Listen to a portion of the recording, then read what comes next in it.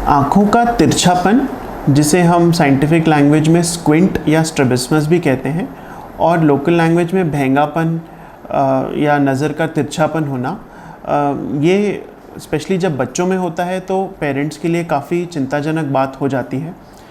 तो क्या होता है ये स्क्विंट या स्ट्रैबिस्मस या भेंगापन, और स्पेसिफिकली बच्चों के केस में इसको कैसे हैंडल करा जाए, यही है हमारा आज का टॉपिक।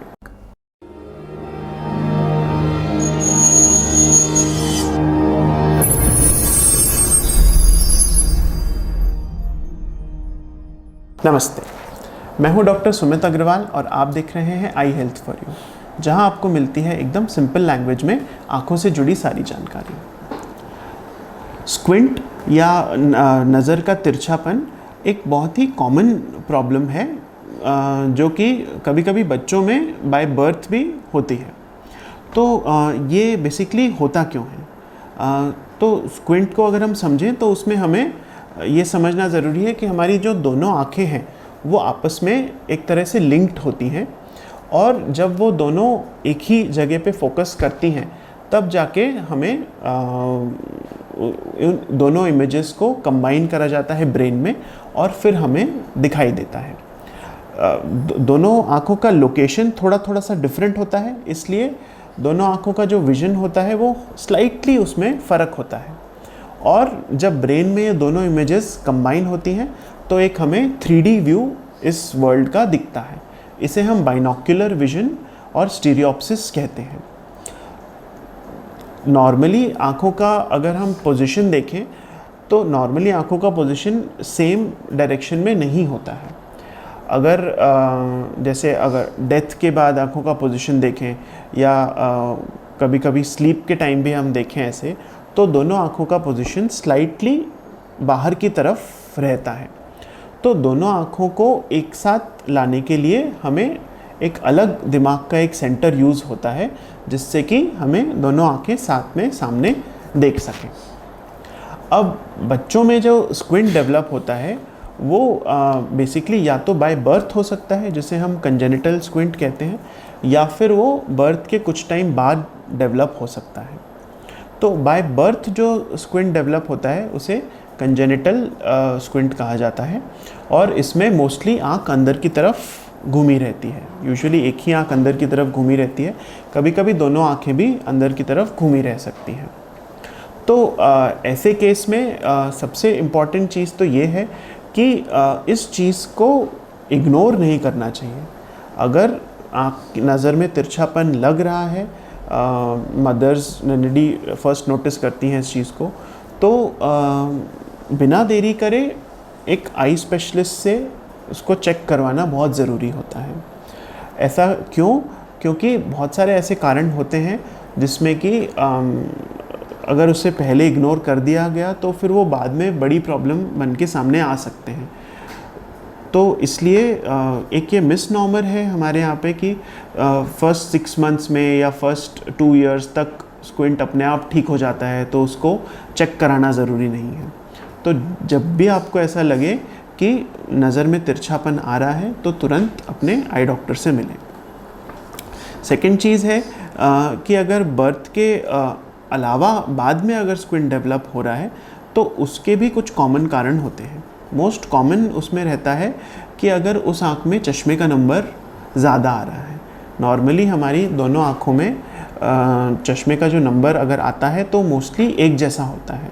जिस आँख में है तो उतना ही लगभग थोड़ा बहुत ऊपर नीचे दूसरी आँख में भी नंबर वो रहता है। कभी कभी ऐसा होता है कि एक आँख में नंबर बहुत ज़्यादा होता है और एक आँख में कम रहता है।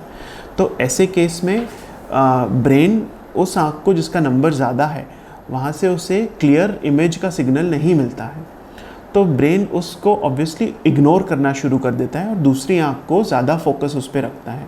ब्रेन हमारा बहुत ही मोल्डेबल होता है, बहुत ही वो फ्लेक्सिबल होता है।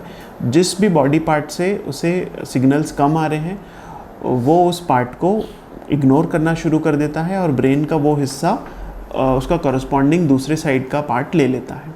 तो अगर एक आँख से नंबर ज़्यादा है, उसमें चश्मा नहीं लगाया गया है, तो वो आँख वीक होती जाएगी, और वीक होती है आँख तो या तो वो अंदर की तरफ या फिर बाहर की तरफ डिविएट होने लगती है। तो अगर स्क्विंट है तो सबसे पहले ये देखना ज़रूरी होता है कि आँख के अंदर चश्मे का नंबर तो नहीं आ रहा है। इसीलिए इवन बहुत छोटे बच्चों में भी चेकअप कराना ज़रूरी होता है, ताकि ये पता चल सके कि उसमें चश्मे का नंबर तो नहीं है।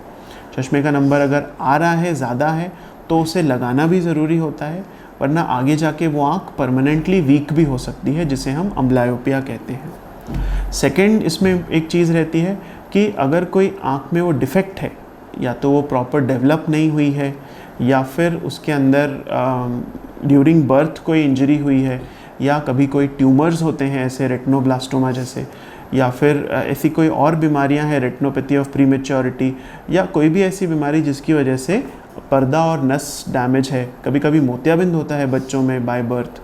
ऐसी कंडीशन में इन चीज़ों को करेक्ट टाइम पे डिटेक्ट करना और करेक्ट टाइम पे ट्रीट करना बहुत ज़रूरी होता है, और बहुत बार इससे ना सिर्फ आपकी आँख को बल्कि कभी कभी जान को भी सेव करा जा सकता है, जैसे अगर कोई ट्यूमर वगैरह होता है तो ये दो चीज़ें, एक आँख का पूरा स्ट्रक्चर का चेकअप और चश्मे का पावर चेकअप, ये बहुत ज़रूरी है अगर स्क्विंट डिटेक्ट हुआ है।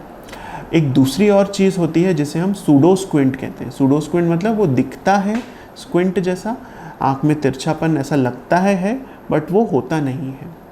ये मोस्टली अगर हमारे आँख का स्ट्रक्चर हम देखें तो नाक की तरफ एक ये जो फोल्ड है, इसे हम कभी कभी अंदर की तरफ वाला जो फोल्ड है वो बढ़ जाता है, उसे हम एपिकैंथस कहते हैं।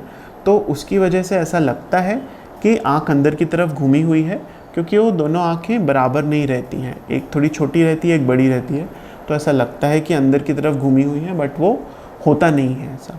बट ये चीज़ एक आई स्पेशलिस्ट ही चेकअप करके आपको कंफर्म कर सकते हैं, उसके बिना ये चीज़ कंफर्म करना थोड़ा मुश्किल हो जाता है, क्योंकि उसके स्पेसिफिक कुछ जांचें होती हैं, उसके कुछ मेजरमेंट्स लिए जाते हैं, उसके बाद ही ये कहा जाता है कि ये सूडो स्क्विंट है। यदि सूडो स्क्विंट है तो उसके बारे में ज़्यादा चिंता करने की ज़रूरत नहीं है, वो विथ एज धीरे धीरे चला जाता है, और इवन अगर एज के साथ नहीं जा रहा है तो थोड़ा सा कॉस्मेटिक सर्जरी करके उस फोल्ड को हटा दिया जा सकता है, जिससे कि आंखें हमारी दोनों सिमेट्रिकल वापस से लगने लगे। तो मेन पॉइंट हमारा ये है कि बच्चों में कभी भी अगर तिरछापन आ रहा है तो उसे इग्नोर नहीं करना चाहिए, और स्पेशली बहुत छोटे बच्चों में उसको दिखाना ज़रूरी रहता है, क्योंकि टाइम पर अगर प्रॉब्लम डिटेक्ट कर ली जाती है तो आगे जो एक मेजर चीज़ है कि जो अम्ब्लायोपिया है, जिसमें कि आँख परमानेंट वीक हो जाती है, उससे हम बच सकते हैं। सही टाइम पे अगर डिटेक्ट होती है चीज़ तो उसका ट्रीटमेंट भी हो सकता है। थोड़े से अगर बड़े बच्चों में स्क्विंट आ रहा है तो उसमें चश्मे के नंबर होने के ज़्यादा चांस होता है, तो इसलिए रेगुलर एक चेकअप होते रहना चाहिए, स्पेशली बच्चों में स्कूल गोइंग एज से पहले और शुरू होने के बाद, ताकि करेक्ट टाइम पे चीज़ें हो सके डिटेक्ट और उसका ट्रीटमेंट करा जा सके। बहुत बार सिर्फ चश्मे का नंबर देने से ही आँख का जो तिरछापन है वो चला जाता है। इस तरह के स्क्विंट को में अकोमोडेटिव आँख के अंदर पावर ज़्यादा रहती है, जिससे कि आँख अपनी अंदर की तरफ घूमने लगती है, तो चश्मे का नंबर देके तुरंत उनका स्क्विंट चला जाता है। दूसरी एक बात इसमें और समझनी ज़रूरी है कि एक पर्टिकुलर ट्रीटमेंट के बाद, अगर चश्मे का नंबर देने के बाद, बाकी सब चीज़ें चेक करने के बाद भी अगर स्क्विंट नहीं ठीक हो रहा है तो ऐसी कंडीशन में फिर हम स्क्विंट सर्जरी के लिए जाते हैं। मतलब आँखों की जो मसल्स हैं उनका इम्बैलेंस है, तो उसमें मेनली आँख के आसपास जो 6 मसल्स होती हैं जो आँख को मूव करती हैं, उनका आपस में इम्बैलेंस हो जाता है, तो उसमें हम बैलेंसिंग कर देते हैं, वीक मसल को स्ट्रांग बना देते हैं, स्ट्रांग मसल को न्यूट्रल कर देते हैं, जिससे कि आँख हमारी वापस सामने की तरफ देख सके। तो ये एक प्रॉपर एक स्क्विंट स्पेशलिस्ट या जो न्यूरो-ऑफ्थेल्मोलॉजिस्ट होते हैं, बच्चों के आँख के जो डॉक्टर होते हैं, वो इस चीज़ को ज़्यादा अच्छे से हैंडल करते हैं, और इसका एक पर्टिकुलर सीक्वेंस फॉलो होता है, तो ये हमें समझना बहुत ज़रूरी है। यही था हमारा आज का टॉपिक। उम्मीद करता हूँ इससे आपको फ़ायदा हुआ होगा। कमेंट सेक्शन में ज़रूर डालें अपने आँखों से जुड़े सारे सवाल, ताकि मैं दे सकूँ उनके जवाब। अच्छा देखिए, अच्छे से देखिए। धन्यवाद और नमस्ते।